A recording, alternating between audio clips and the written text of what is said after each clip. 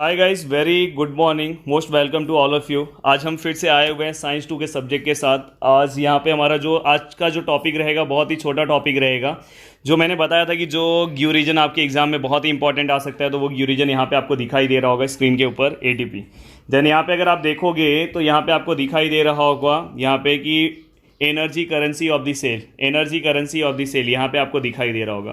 तो यहाँ पे लिखा है कि ATP is called energy currency of the cell. तो ये बहुत ही इंपॉर्टेंट क्यू रीजन है जो आपके एग्जाम में आ सकता है, बहुत ही इंपॉर्टेंट है।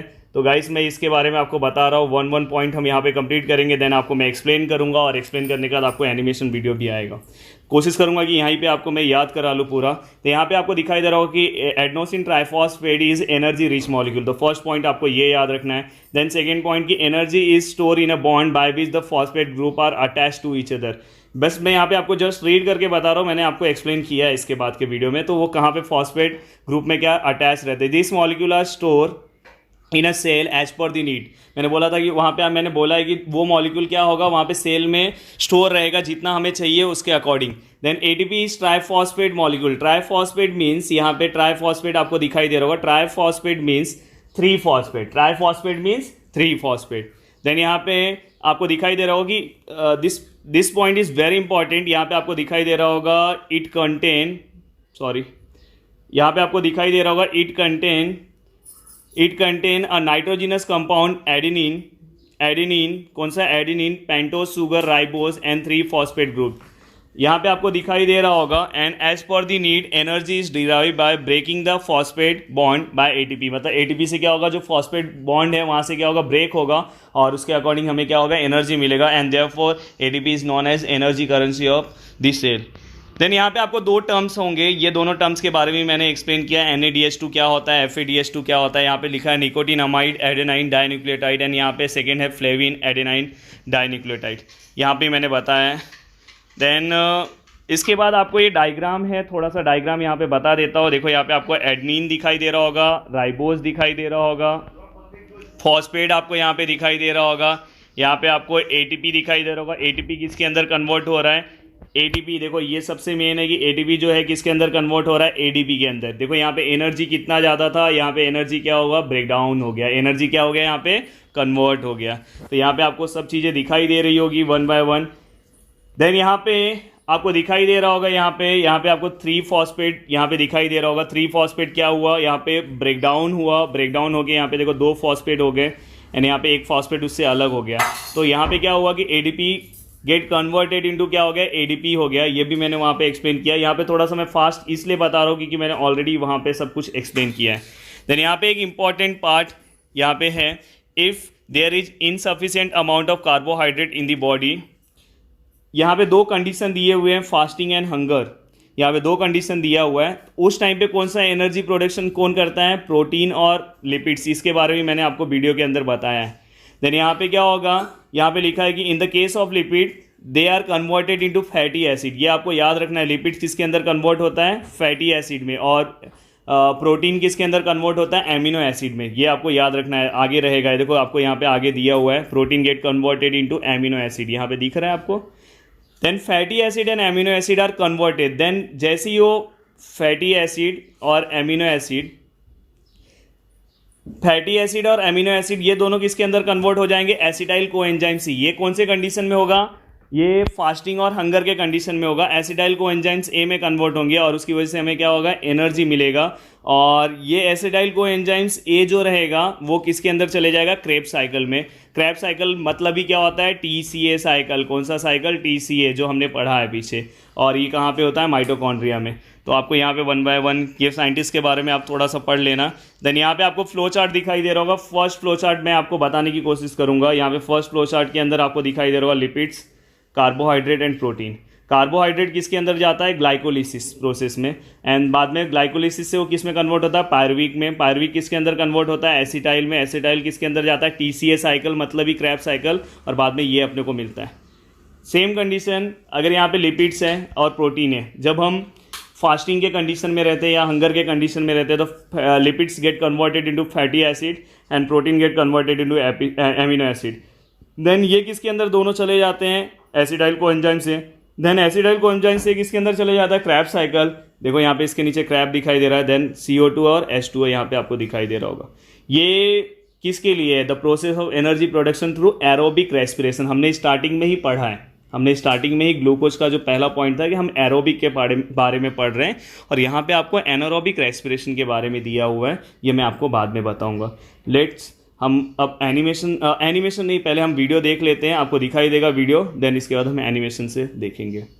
हाय गाइस, जैसा कि अभी आपने वीडियो में देखा कि मैंने आपको बताया कि आपको कौन कौन सा टॉपिक पढ़ना है, तो यहाँ पे मैंने बोर्ड के ऊपर भी आपको यहाँ पे दे दिया है कि आपको क्या क्या पढ़ना है। तो फर्स्ट जो हम आज जो टॉपिक हम डिस्कस करने वाले हैं कि why ATP is called energy currency of cell. Energy currency of cell, cell means आपको पता होगा, cell means cell is the basic unit of life. जो हमारे लाइफ को बनाने वाला कौन है, सबसे बेसिक पार्ट जो है वो हमारा सेल है। तो हम सेल का एनर्जी करेंसी एटीपी को क्यों बोलते हैं? देखो, हम कोई भी चीजों का अगर इनटेक करते हैं, जैसे कि अगर समझो मैंने कुछ भी खाया, खाने के बाद जो मुझे एनर्जी मिलेगा वो एटीपी के फॉर्म में रहेगा, और वो एटीपी के फॉर्म से मुझे कैसे मिलेगा तो मैं आपको वो बताऊंगा। वो कहां पे जाके कौन से फॉर्म में कहां पे स्टोर रहता है, उसका स्ट्रक्चर क्या है एटीपी का, वो आपको यहां पे पता चलेगा। तो यहां पे आप देख रहे हो, सबसे पहले यहां पे लिखा है ATP is called energy currency of cell. Then first point आपका क्या है, यहां पे मैंने लिखने की कोशिश की, आप अगर आपको इतने पॉइंट्स भी याद है तो आपको अच्छे मार्क्स मिलेंगे। फर्स्ट पॉइंट क्या लिखोगे, ATP is energy rich molecule. क्या है एटीपी, क्या है एनर्जी रिच मॉलिक्यूल। मेरे साथ बोलते जाओ, ये टोनिंग आपको हमेशा सीखना है। ATP is energy rich molecule. Energy store in the bond by which phosphate group are attach to each other. ये वर्ड आना चाहिए। तो सेकेंड आपको क्या याद रखना, पहला वर्ड क्या था, एनर्जी रिच मॉलिक्यूल।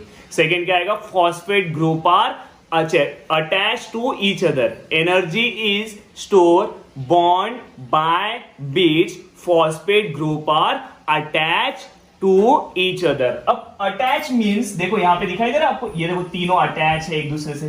साकली डाउ पता है, साकली डाउ हम लोग स्कूल में खेलते थे, एक दूसरे का साकली जिसका टूटता था उसको दौड़ के मारते थे। याद आ रहा है कुछ, साकली डाउ ऐसे साकली। तो यहां पे देखो तीनों जन साकली पकड़े हुए, दिखाई दे रहा है कि नहीं, ये तीनों के तीनों देखो साकली पकड़े हुए। तो ये साकली जब हम पकड़े रहते हैं तो हमारे अंदर बहुत एनर्जी रहता है। जैसे ही साकली टूटता है तो कोई आके मारता है तो एनर्जी क्या हो जाता है, बढ़ जाता है। एनर्जी क्या हो जाता है, वहां ब्रेक हो जाता है। तो यहां पे हम साकली वाला गेम खेलने वाले। Then third point, ATP is triphosphate. ATP is triphosphate. Triphosphate means उसके अंदर 3 फॉस्फेट होंगे। कितने फॉस्फेट होंगे, 1 2 3, दिखाई दे रहा है आपको। Next, it contain, this point is very important point, और ये आपके आंसर में आना ही चाहिए, ये आपके आंसर में आना चाहिए। It contain nitrogenous compound. It contain a nitrogenous compound, adenine, pentose, sugar, ribose. मैं आपको एक एक चीज दिखाऊंगा, उसका आप बिल्कुल भी टेंशन मत लो सर एडेनिन कहाँ पे, मैं आपको सब दिखाऊंगा। एडेनिन दिखाऊंगा, पेंटोज सुगर राइबोस दिखाऊंगा, एंड 3 फॉस्फेट दिखाऊंगा। तो गाइस यहाँ पे देखो आपको दिखाई दे रहा होगा 3 फॉस्फेट सुगर दिखाई दे रहा है, 3 है देखो 1 2 3। देन ये जो है आपका, मैं यहाँ पे लिखा नहीं हूं, अगर आपके टेक्स्ट बुक का डायग्राम मैंने बनाया यहाँ पे, प्लीज ये आपको 5 बनाना है, नहीं तो इसको फॉर्म में आके कैसे भी ऐसे मत बना देना कि यहाँ पे ये जो आपका ये क्या है, पेंटोज सुगर राइबोज है, और ये आपका क्या है यहाँ पे जो ये है, इसे हम क्या बोलते हैं, एडेनिन बोलते हैं। क्या बोलते हैं हम इसे, एडेनिन। देन ये पूरे को अगर हम मिलाएंगे, ये पूरे स्ट्रक्चर को मिलाएंगे तो क्या मिलेगा, एटीपी। तो ATP is a nitrogenous compound which contain triphosphate, यहां पे दिखाई दे रहा है आपको, या तो 3 phosphate and ribose, pentose ribose sugar, and ये क्या है, एडेनिन है। ओके, एंड दिस 3 मतलब अगर तीनों को एक साथ लेकर आएंगे then it is known as ATP, और इसीलिए एटीपी को हम क्या बोलते हैं। और जो एनर्जी स्टोर होगा वो कहां पे एनर्जी होगा, यहां पे होगा, तो इसलिए हम बोलते हैं कि 3 group energy rich 3 groups of ATP. Energy rich 3 groups of ATP अगर आपके बुक में आप देखोगे तो आपको यू रीजन याद हो गया होगा। तो मैं ये थोड़ा सा रफ करता हूं, मैं आगे का मुझे थोड़ा सा बताना है कि कैसे एनर्जी कन्वर्ट होता है। तो पहला पॉइंट क्या है, मैं याद करा देता हूं आपको, why ATP is called energy currency of cell. आपको बस मेरे साथ याद करना है, जैसे क्लास में मैं आपको याद करा था तो वैसे ही। पहला पॉइंट क्या है, ATP is energy rich molecule. बोलो एक बार, बोलो हाँ बोलो, हाँ ATP is energy rich molecule. ATP is बोलो, ATP is Rich molecules. energy rich molecule. Then second point, energy store in a bond by which phosphate group are attached to each other. Phosphate group are attached to each other. And third है कि ADP is triphosphate. And fourth, it contain a nitrogenous compound. It contain a nitrogenous compound adenine, ribose, pentose sugar and 3-phosphate. यहाँ पे 3-phosphate group. तो आप अगर इतना भी अगर आपके आंसर में लिखोगे therefore, और ये जो है फॉस्फेट ये ब्रेक होगा, ये ब्रेक इसके अंदर एनर्जी पूरा का पूरा यहाँ पे रखा हुआ रहेगा. जैसे कि देखो अभी हमारे पास हम पैसे जमा करके रखे रहते हैं. अभी जैसे ही पैसे हम जमा करके रखे रहते हैं, क्या हम पैसे एक ही बार में ऐसे उड़ा देते हैं? नहीं. जैसे जैसे हमको जरूरत पड़ता है हम उसके अंदर से क्या करते हैं, उतने उतने पैसे निकालते जाते हैं. तो सेम ये वही है. यहां से क्या होगा, जितना जरूरत रहेगा उतना ही, एज पर दी नीड, ये वर्ड आना चाहिए, एज पर दी नीड. ये क्या होगा, हमें एनर्जी प्रोवाइड करेगा. तो ऐसा नहीं कि वो एक ही बार में एनर्जी प्रोवाइड करेगा. तो ये पार्ट मैं रफ करता हूं.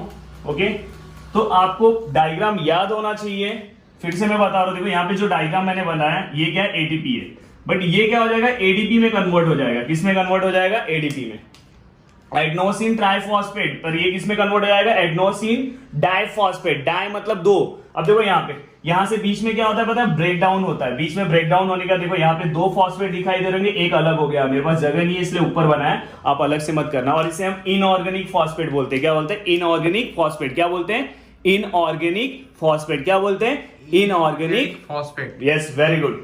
और इसको ऐसे ही बोलते हैं. तो आपको समझ में आया कि कैसे कन्वर्ट होता है. तो आप जब ये ग्यू रीजन लिखो, अगर कुछ ज्यादा मार्क्स के लिए अगर आपके टाइम है तो प्लीज ये डायग्राम ड्रॉ कर दो. कैसे डायग्राम में, कहां से ब्रेक डाउन करोगे, यहां से 3-phosphate का क्या हो जाएगा, 2-phosphate हो जाएगा. इसलिए हम ATP get converted into ADP, then we get energy. हमें एनर्जी कब मिलता है, when ADP get converted into ADP. ADP means adenosine diphosphate. Diphosphate means only 2-phosphate. देखो यहाँ पे एक फॉस्फेट उससे अलग हो गया. समझ में आ रहा है कि नहीं आ रहा है? तो यहाँ पे आपको समझ में आया होगा गाइस. अब मैं नेक्स्ट बता रहा हूं आपको. ये तो आपको ATP का टॉपिक समझ में आया. एक आपके बुक में नीचे छोटा सा टॉपिक है. छोटा सा यहाँ पे टॉपिक क्या है, जैसे कि यहाँ पे उन लोग ने लिखा है कि अगर समझो मेरा फास्टिंग है, तो मैं समझो कार्बोहाइड्रेट का इंटेक नहीं कर रहा हूं, तो दैट टाइम हमें कौन एनर्जी देने का काम करेगा पता है? उस टाइम पे हमें एनर्जी देने का काम कौन करेगा, लिपिड्स एंड प्रोटीन. कौन देने का काम करेगा, लिपिड्स एंड प्रोटीन. ये दोनों क्या हो जाएंगे, जैसे ही मैंने बताया था आपको पीछे के साइकिल. अभी तो मैंने आपको जो बताया कि हाउ ग्लूकोज इज ऑक्सीडाइज, मैंने ग्लाइकोलिसिस बताया था, TCA बताया था, ETC बताया था, अलग अलग साइकिल बताया था. तो ये दोनों क्या होंगे, ये दोनों डायरेक्ट इसके अंदर चले जाएंगे, क्रेब्स साइकिल में. क्रेब्स साइकिल मतलब ही क्या होता है, TCA. देन सेम प्रोसेस ऐसे ही आगे आगे होते जाएगा और हमें एनर्जी मिलेगा. तो फास्टिंग और हंगर के टाइम पे हमें एनर्जी देने का काम कौन करता है, जब हम भूखे रहेंगे तो हमें उस टाइम पे एनर्जी देने का काम कौन करता है, लिपिड्स एंड प्रोटीन. तो यहाँ पे आपको समझ में आया होगा वो पार्ट. मोस्ट पार्ट जो था ATP का था. यहाँ पे मैंने बोला था कि मैं आपको 2 टर्म याद करा खेलूंगा. यहाँ पे NADH2 दिखाई दे रहा है यहाँ पे, और यहाँ पे FADH2. यस, कमेंट्स करके आप बता सकते कि 1 NADH2 से हमें कितना एनर्जी मिलता है. प्लीज आप कमेंट्स करके बताओ कितना, 3 ATP की, 4 ATP की, 5 ATP की, 10 ATP की, 0 ATP. फास्ट जल्दी कमेंट्स करो. तो इससे हमें कितना ATP मिलता है, जल्दी से, जल्दी फास्ट. Yes, very good. कितना ATP मिलता है हमें, 3 ATP मिलता है. एंड FADH2 से हमें कितना ATP मिलता है, 2 ATP मिलता है. तो ये चीज अपने दिमाग में बिठा के रख लो. नेक्स्ट यहाँ पे ध्यान दो, NADH2. The full form of NADH2, nicotine. Yes, आपको पता है निकोटीन हम जो तंबाकू लेते हैं, तंबाकू उसके अंदर क्या होता है, ऐसा करते हैं ना, तंबाकू के अंदर क्या रहता है, निकोटीन होता है. ये जस्ट मैं आपके दिमाग में बैठे इसलिए बता रहा हूं, आपको तंबाकू का एक्टिंग में नहीं मारना है घर पे, जस्ट आपके दिमाग में बैठ जाए इसलिए मैं बता रहा हूं. तो निकोटीन अमाइड क्या है, निकोटीन अमाइड एडेनिन तो आपको यहां से याद हो गया है. एडेनिन डाइन्यूक्लियोटाइड क्या है, डाइन्यूक्लियोटाइड.